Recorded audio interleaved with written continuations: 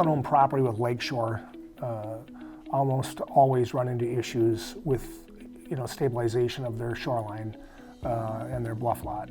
And so it's really an important aspect both to help protect our lakes and riverways and for the property owners to protect their properties to come up with ways to stabilize those shorelines and bluffs. Basically, there are two primary ways that we stabilize shorelines and bluffs. One of which is with what we call hard armoring, which basically is generally speaking the installation of riprap, which is a stone product being applied to the shoreline to help to protect it. The second is a vegetated system where we utilize strategic vegetated plants that are vegetated along the bluff line that have deep roots that we utilize to sort of help protect that shoreline and keep it in place. And and then lastly, there is a hybrid of the two where we utilize a vegetated riprap to combine the two together and come up with a solution. Each shoreline situation is different.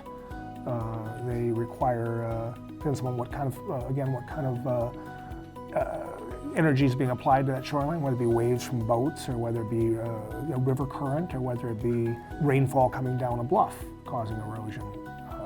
Those are the primary ways that you have these kinds of situations, and shorelines and bluffs can erode to the point of having actual collapses. So basically, if we're going to utilize either system, we're going to want to come up with a design that is going to fit the needs of the actual individual property. So we're going to need to analyze that site, figure out what's causing the issues, and then come up with the best solution to correct it. Those solutions have aesthetic impacts, meaning a really nicely vegetated shoreline can be super attractive and people can really like it. And riprap can also be installed in such a way that people find to be really attractive. And if you don't design it really well, it could be the opposite. It can be really unattractive.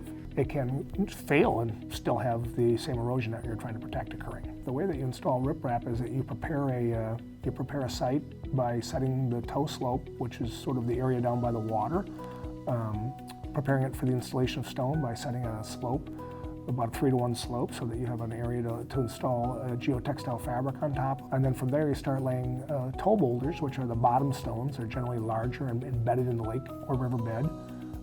And then you continue to lay stone up the slope until you've reached a height, typically a foot or two above the ordinary high water mark of the lake or the river. There are some variations and that require, like I said, a design to kind of figure out exactly what size stones and on what slope and how deep to embed the toe and a variety of functions like that. So that's how you install riprap. When it comes to vegetated buffers and vegetated strips and or bluffs, it again requires a designer to select the right kinds of plants to install on the bluff. Once we've got that figured out, we go in and clear the bluff or prepare the bluff so it's ready, or the shoreline, prepare it so that it's ready for the vegetation. And then oftentimes we'll install a product called core log along the bottom of the river to help or the lake bed to help temporarily support it. And then we'll prepare and install mass plantings of these plants along a hillside and or a shoreline to support it. These methods are generally used on sort of lower impact zones.